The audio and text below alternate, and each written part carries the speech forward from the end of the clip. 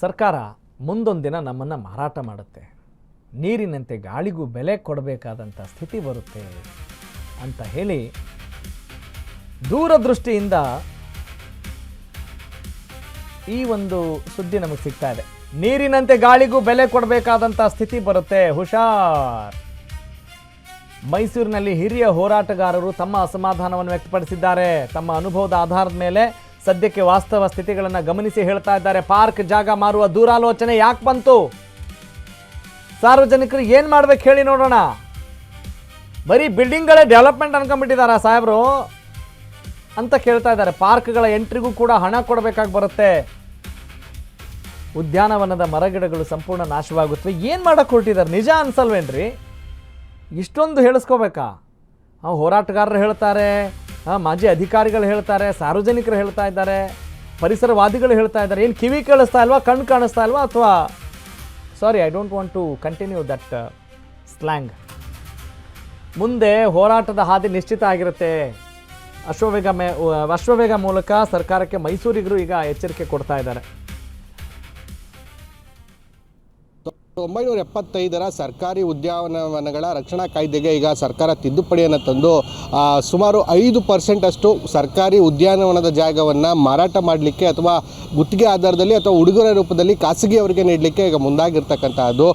ನಾನು ಕೂಡ ಈಗ ನಿಮಗೆ ದೃಶ್ಯಾವಳಿಗಳಲ್ಲಿ ತೋರಿಸ್ತಾ ಹೋಗ್ತೀನಿ ವಸ್ತುಸ್ಥಿತಿಯನ್ನು. ಮೈಸೂರಿನ ಹೃದಯ ಭಾಗದಲ್ಲಿ ಇರ್ತಕ್ಕಂತಹ ಏನು ರಾಜಾ ರಾಣಿ ಪಾರ್ಕ್ನಲ್ಲಿ ಈಗ ನಾನಿದ್ದೀನಿ. ಈ ಒಂದು ಪಾರ್ಕ್ ಸುಮಾರು 5 ಎಕರೆ ಅಳತೆಯಲ್ಲಿ ಈ ಒಂದು ಪಾರ್ಕ್ ಇದೆ. ಇದು ರಾಜರ ಕಾಲದಲ್ಲಿ ನಿರ್ಮಾಣ ಆಗಿರ್ತಕ್ಕಂಥ ಪಾರ್ಕ್ ಇದು. ಈ ಒಂದು ಪಾರ್ಕ್ 5 ಎಕರೆ ಇದೆ. ಈ 5 ಎಕರೆಯಲ್ಲಿ ಈಗ ಸುಮಾರು 5% ಅಂತ ಹೇಳಿದ್ರೆ 10 ಗುಂಟೆಯಷ್ಟು ಜಾಗ ಖಾಸಗಿಯವರ ಪಾಲಾಗುತ್ತೆ. ಈ ಒಂದು ಇಲ್ಲಿ ಅವರು ಖಾಸಗಿಯವ್ರಿಗೆ ಸಿಕ್ಕಿದಂಥ ಸಂದರ್ಭದಲ್ಲಿ ಅಲ್ಲಿ ಒಂದಷ್ಟು ವಾಣಿಜ್ಯೀಕರಣ ಚಟುವಟಿಕೆಗಳು ಕೂಡ ಆಗುವಂತಹ ನಿರೀಕ್ಷೆಗಳು ಕೂಡ ಇರ್ತಕ್ಕಂತಹದ್ದು. ಈ ಕಾರಣಕ್ಕಾಗಿ ಏನು ಇಲ್ಲಿ ಬರ್ತಕ್ಕಂಥ ವಾಯುವಿಹಾರಿಗಳಿರ್ಬೋದು, ಬೆಳಗಿನ ಜಾವ ವಾಕಿಂಗನ್ನು ಮಾಡಲಿಕ್ಕೆ ಬರ್ತಾರೆ, ಹಿರಿಯರು ಬರ್ತಾರೆ, ಮಕ್ಕಳು ಬರ್ತಾರೆ, ಆಟ ಆಡಲಿಕ್ಕೆ ಮುಂದಾಗ್ತಾರೆ. ಅದೇ ರೀತಿಯಲ್ಲಿ ಮಧ್ಯಾಹ್ನದ ಟೈಮ್ನಲ್ಲಿ ವಿದ್ಯಾರ್ಥಿಗಳು ಕೂಡ ಇಲ್ಲೊಂದಷ್ಟು ಜನರು ಕೂಡ ಬಂದು ತಮ್ಮ ಓದಿಕೊಳ್ಳುವಂತಹ ಕೆಲಸಕ್ಕೂ ಕೂಡ ಮುಂದಾಗ್ತಾರೆ.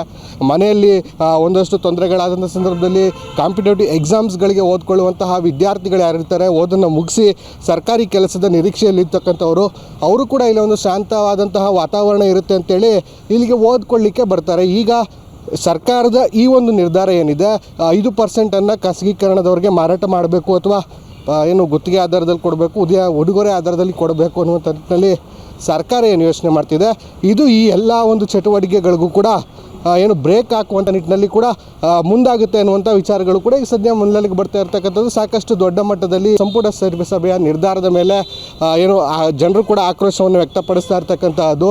ಮುಂದೊಂದು ದಿನ ನಾವೇನಾದರೂ ಕೂಡ ಪಾರ್ಕ್ಗೆ ವಾಕಿಂಗ್ ಬರಬೇಕಾದ್ರೆ ಅದಕ್ಕೂ ಕೂಡ ಪೇ ಮಾಡಬೇಕಾದಂಥ ಅನಿವಾರ್ಯತೆ ಬರುತ್ತೆ ಅನ್ನುವಂಥದ್ದು ಏನು ಪಾರ್ಕ್ನಲ್ಲಿ ವಾಯುವಿಹಾರಿಗೆ ಬರ್ತಕ್ಕಂಥ ಹಿರಿಯ ನಾಗರಿಕರ ಮಾತಾಗಿರ್ತಕ್ಕಂಥ ನನ್ನಷ್ಟಿಗೆ ಒಂದಷ್ಟು ಜನರಿದ್ದಾರೆ, ಅವ್ರನ್ನ ಮಾತನಾಡಿಸ್ತಾ ಹೋಗ್ತೀನಿ.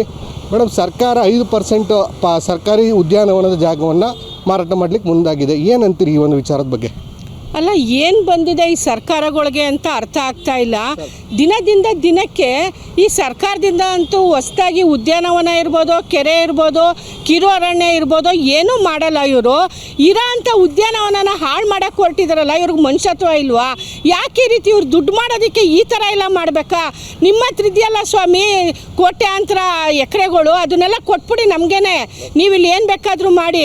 ಇಲ್ಲಿ ನೋಡಿದ್ರೆ ಉದ್ಯಾನವನದಲ್ಲಿ ಸುಪ್ರೀಂ ಕೋರ್ಟ್ ಆದೇಶನ ಇದೆ, ಇದನ್ನು 5% 5 ಎಕರೆ ಮೇಲಿದ್ರೆ 5% ಒಂದು 10/10 ಒಂದು 6 ಗುದ್ಲಿ ಪಿಕಾಸಿ ಇಡೋದಕ್ಕೆ ಅಂತ ಇರೋ ಅಂಥ ಉದ್ದೇಶದಲ್ಲಿ ಈ ಗೆಜಬ್ ಇರ್ಬೋದು, ಇನ್ನೊಂದು ಕಟ್ಟುವಾಗಲೇ ನಾವು ಹೋರಾಟ ಮಾಡಿ ಬೇಡ ಅಂತ ನಾವೆಲ್ಲ ಹೋರಾಟ ಮಾಡಿದಾಗ ಕುಳಿತುಕೊಳ್ಳೋದಕ್ಕೆ ಬೇಕು, ಅದಕ್ಕೆ ಬೇಕು ಅಂತ ಈ ಥರ ಮಾಡಿದ್ದಾರೆ. ಇನ್ನೊಂದು ಕಡೆ ರಸ್ತೆ ಅಭಿವೃದ್ಧಿ ಮಾಡುವಾಗ ಮರಗಳನ್ನೆಲ್ಲ ಹಾಳು ಮಾಡ್ತಾ ಇದ್ದಾರೆ. ಆಗ ನಾವು ಎಲ್ಲಿ ಹೋಗೋಣ ಗಾಳಿ ಕುಡಿಯೋದಕ್ಕೆ? ಏನು ಬೆಟ್ಟ ಹುಡಿಕೊಂಡು ಹೋಗೋದಕ್ಕಾಗುತ್ತಾ? ಇವ್ರಿಗೆ ಮನುಷ್ಯತ್ವ ಇಲ್ವಾ? ಈ ಒಂದು 5 ಎಕರೆ ಇರ್ಬೋದು, 1 ಎಕರೆ ಇರ್ಬೋದು, ಒಂದು ಮೂಲೆಯಲ್ಲಿ ಏನಾದರೂ ಅಂಗಡಿ ಮಳಿಗೆ ಕಟ್ಕೊಂಡ್ರೆ ಆಗುತ್ತಾ? ನಾವು ಹಿಂದೆ ಕೂಡ ಹೋರಾಟ ಮಾಡಿದ್ದೀವಿ, ತೋಟಗಾರಿಕೆ ಇಲಾಖೆಗೆ ನಮ್ಮ ಪಾರ್ಕ್ ಕಾಯ್ದೆನ ಕೊಟ್ಟಿದ್ದೀವಿ, ನೋಡಿ ಈ ಥರ ಇದೆ, ಯಾವುದು ಅಂಗಡಿ ಮಳಿಗೆ ಕೊಡ್ಕೂಡ್ದು ಅಂತ ನಾವೆಲ್ಲ ಹೇಳ್ಕೊಂಡು ಹೋರಾಟ ಮಾಡ್ತಾಯಿದ್ರೆ, ಅಲ್ಲಪ್ಪ ಈ ಸಚಿವ ಸಂಪುಟ ಇವ್ರ ಅಪ್ಪಂದ ಹೇಳ್ರಿ ಸ್ವಾಮಿ, ಸಚಿವ ಸಂಪುಟ ನಿಮ್ಮ ಅಪ್ಪಂದ, ರಾಷ್ಟ್ರಪತಿಯವರ ಅಧೀನದಲ್ಲಿದೆ ಭೂಮಿ ಎಲ್ಲ, ಅವರಿಂದ ಅನುಮತಿ ಪಡೆದಿದ್ದೀರಾ? ನೀವೇ ನಿರ್ಧಾರ ತಗೊಂಡು ಈ ಥರ ನಮಗೆ ಹಾಳು ಮಾಡ್ತಾ ಇದ್ದೀರಲ್ಲ ಮೈಸೂರು ಜನರ, ದೇಶದಲ್ಲಿ ಜನರಿಗೆ ಭೂಮಿನೆಲ್ಲ ಮಾರಾಟ ಮಾಡಬೇಕು ಅಂತ ಹೋದ್ರೆ ಮುಂದೊಂದು ದಿನ ನಮ್ಮನ್ನು ಮಾರಾಟ ಮಾಡಿಬಿಡ್ತೀರಾ? ಇಲ್ಲ ಉದ್ಯಾನವನಕ್ಕೆ ನಾವು ಗಾಳಿ ಕುಡಿಬೇಕು ಅಂತ ಬಂತ, ವಾಯು ವಿಹಾರಕ್ಕೆ ಅಂತ ಬಂದಾಗ ಒಂದು ದುಡ್ಡನ್ನು ಈಗ ನೀರಿಗೆ ದುಡ್ಡು ಕೊಟ್ಟು ತೊಗೊಂಡು ಕುಡಿಯೋ ವ್ಯವಸ್ಥೆ ಬಂದಿದೆ, ಗಾಳಿ ತೊಗೋಬೇಕು ಅನ್ನೋದು ಮಾಡಬೇಕು ಅನ್ನೋ ಪರಿಸ್ಥಿತಿ ಕೊಡ್ತೀರಾ ನೀವು? ಯಾಕೆ ಈ ರೀತಿ ಹಾಳು ಮಾಡ್ತಿದ್ದೀರಾ? ಪ್ರಧಾನಿ ಅವ್ರು ಬಂದಾಗ ವೀಕ್ಷಣೆ ಮಾಡಿದಾಗ ಇವರೆಲ್ಲ ಖಾಸಗೀಕರಣ ಮಾಡಿಬಿಡ್ತಾರೆ, ಆಗಾಗುತ್ತೆ ಹೀಗಾಗುತ್ತೆ ಅಂತೇಳಿ ಈಗ ಇವರು ಅವ್ರ ಜೊತೆನೇ ಸೇರಿಕೊಂಡು ವ್ಯಾಪಾರೀಕರಣ ಮಾಡ್ತಾ ಇದ್ದಾರಾ?